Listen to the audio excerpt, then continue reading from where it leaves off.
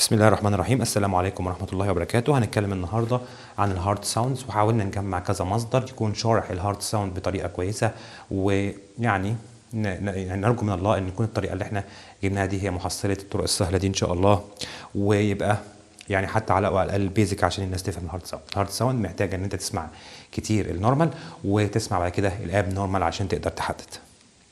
بس النهارده هنشرحها على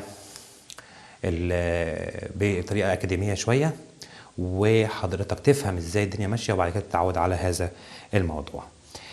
الهارت ساوند بتحصل عشان الفالفز الموجوده في الهارت. ناخد مقدمه بسيطه كده.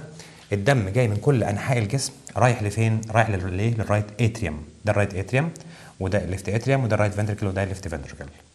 جاي من كل انحاء الجسم رايح على الرايت اتريوم. لما يروح على الرايت اتريوم هنا يتجمع جواه، يبقى احنا عايزين الخطوه اللي بعديها نملى الرايت فنتركل، فالدم يعدي من الرايت اتريوم للرايت فنتركل. لما يعدي هيعدي عن طريق صمام، الصمام ده اسمه الترايكاسبيد. خلاص، يتجمع الدم في الرايت اتريوم، خلاص مفيش اي مشكله. عايزين نضخ الدم ده يطلع في البلمونري ارتري، لان الدم دوت غير مؤكسج، يعني دي اوكسجينيتد، لازم يروح لللنج عشان يتاكسد. فالدم دهوت المفروض بعد كده يقوم هذا الصمام قافل، والضخ هو يروح في البلمونري ارتري.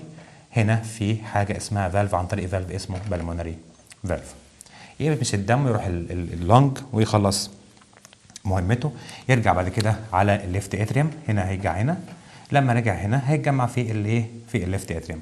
بعد كده المفروض ينزل الى الليفت فنتركل عن طريق صمام اسمه الميترال فالف. خلاص، اتجمع هنا، لازم بعد كده بيضخ وبعدين يحطه في الاورطه، او يقوم عامل له كونتراكشن في الاورطه، فالميترال فالف ساعتها يقفل علشان يفتح واحد تاني اسمه الاورتيك فالف، علشان الدم لما يحصل كونتراكشن يقوم ماشي الدم في الاورتيك في الاورطه ويمشي ينزل يدور على الجسم كله، وتعيد هذه السايكل مره اخرى. اذا ده كلنا عارفينها وكلنا حافظين هذه السايكل تقريبا، يعني يمكن كمان قبل ما نخش طب. تمام؟ طيب، اذا انا عندي في السايكل بتاعت الهارت عندي حاجه اسمها سيستول وحاجه اسمها دايستول.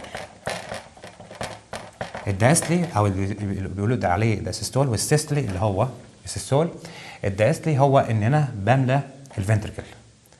السيستول انا بعمل كونتراكشن عشان الفنتركل يبتدي يضخ الدم الموجود فيه. ادي الهارت مره ثانيه، وقلنا عندنا مايترال فالف، وترايك على الناحيه الثانيه في ترايكاسبيد فالف، وفي عندنا بالمونري واورتيك فالف.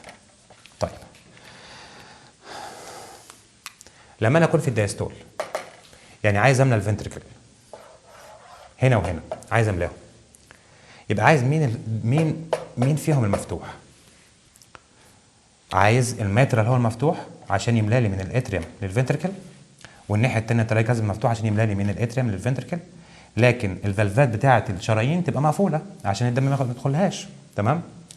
يبقى في اثناء الدايستول عايز الماترال مفتوح وعايز الترايكاسبيد مفتوح. كويس كده؟ تمام. في اثناء السيستول انا عايز مين مفتوح ومين مقفول. لما اعمل كونتراكشن كده المفروض انا عايز الدم يروح بس ناحيه ايه؟ الاورطه هنا عشان يمشي ناحيه كل الجسم، وهنا عشان يمشي في البلمونري عشان يروح للرئه. يبقى انا عايز دول مقفولين، لكن عايز الايه؟ عايز الاورطه، الاورتيك فالف مفتوح والبلمونري مفتوح. ده في السيستول. فهمت الحته دي؟ هتفهم كل اللي جاي. مره ثانيه بسرعه. انا في اثناء الدايستول عايز القلب يملى. لما عايز القلب يملى عايز الدم ينزل من الاتريوم للفنتركل، يبقى عايز انهي فالف مفتوح؟ الفالف الايه؟ الفالف اللي واصل ما بينهم. في الناحيه الشمال هيبقى الماترال، يبقى انا عايزه مفتوح. في الناحيه اليمين ترايكاسبيد، يبقى انا عايزه مفتوح. ده في اثناء الدايستول. وطبعا هيبقى العكس في الاورطه، الاورتيك والترايكاسبيد هيبقى مقفولين في اثناء الدايستول. اما في السيستول فانا عايز اضخ الدم بقى الدنيا كلها، فلو جيت اضخ كده وده مفتوح الماترال والترايكاسبيد هيخش لي تاني في الاتريوم. لا، انا عايزه هنا في الاورطه وهنا يمشي في البلمونري. فانا عايز الاورتيك فالف هو المفتوح والبلمونري فالف هو المفتوح. تمام؟ والاثنين الباقيين مقفولين. خلاص كده؟ خلي بالكم هنا بس عشان تبقى سهله للتسهيل، في الميترال والترايكاسبيد الدم نازل لتحت كده صح؟ تمام؟ فالفالف يفتح كده، يعني الفالف اهو يقوم فاتح كده لتحت، لتحت يفتح كده ويقوم على ايه؟ على وش الدم. لكن في الترايكاسبيد انا بضخ الدم كده، بضخه كده في البلمونري في بتاعت الشرايين اللي هي البلمونري والاورتيك، بضخه ازاي؟ ادي اهو، ادي الارتري اهو، وادي الفالف اهو، تمام؟ اهو بضخه كده عشان يفتح كده، ماشي؟ وبعدين يقوم قافل. خلاص؟ دي الحتتين اللي احنا عايزين نقولهم مهمين جدا في اول حاجه. الميترال ستينوسيس. ميترال ستينوسيس معناها ايه؟ معناها ان الصمام المترالي حصل فيه فايبروزز فبقى ضيق، ادي الهارت اهوت زي ما احنا متعودين، وادي الميترال ستينوسيس هنا ماسك ما بين الايه الليفت فنتريكل والرايت والليفت اتريوم. الميترال ستينوسيس ايه اللي حصل له؟ تمام؟ الميترال ستينوسيس يعني ضيق، الفالف نفسه ضيق. يعني ايه ضيق؟ يعني ما بيفتحش كويس، لما يجي يفتح ما بيفتحش كويس، يعني ايه؟ في ضيق فيه او ستينوسيس. طيب يبقى انا لما اسمع الميرمر هسمعه وقت الفتح ولا وقت الايه؟ ولا وقت القفل؟ او لو افتحه اسمعه امتى؟ لما في وقت المفروض يتفتح فيه. خلاص؟ طيب هو المفروض الميترال ستينوسيس انا عايزه يفتح امتى؟ المفروض انا عايزه يفتح امتى؟ زي ما احنا اتفقنا هناك، عايزه يفتح في الدايستول. يبقى هسمع الميرمر بتاعه لما يكون اورتيك ستينوز امتى؟ يبقى دايستوليك ميرمر. العكس بالعكس، لو انا خدت ميترال ريجيرج، يعني الصمام مش قافل كويس، ما بيعرفش يقفل كويس، تمام؟ هو الصمام بتاعي المفروض يقفل امتى؟ انا عايزه يقفل امتى؟ يقفل ساعة ضخ الدم في الاورطة وفي البلمونري اللي هي فين؟ في السيستول. فالميترال ريجيرج يبقى هنا سيستوليك ميرمر. تاني عشان الحته دي هيعتمد عليها كل اللي جاي. احنا قلنا في اثناء الدايستول انا عايز مين اللي فاتح؟ عايز الميترال والترايكاسبيد هم اللي فاتحين، تمام؟ اما اثناء السيستول في الايجكشن في اللي انا بعمل الكونتراكشن انا عايز ايه؟ عايز الدم يروح من ناحيه مين؟ البلمونري ارتري والاورتيك والاورطه، تمام؟ يعني عايز الميترال والترايكاسبيد قافلين. في الميترال ستينوسيس ايه اللي بيحصل؟ الميترال ستينوسيس فايبروسيس يعني ضيق، يعني مش عارف يعمل ايه؟ مش عارف يفتح كويس. خلاص؟ مش عارف يفتح كويس، ضيق. هو المفروض امتى يفتح؟ زي ما احنا اتفقنا المفروض انا عايزه يفتح يبقى مفتوح لما الايه؟ لما الهارت يجي يملى، يبقى في الدايستول. يبقى هنسمع الميرمر هسمعه دايستوليك ميرمر. طيب الميترال في الريجيرج ايه اللي يحصل؟ الميترال ريجيرج مرهرط، مش عارف يقفل كويس. هو المفروض امتى يقفل لما انا عايز تكون الشرايين هي بس المفتوحه اللي هي الاورتيك والبلمونري. فلو حصل ميرمر في الميترال ريجيرج هسمعه امتى؟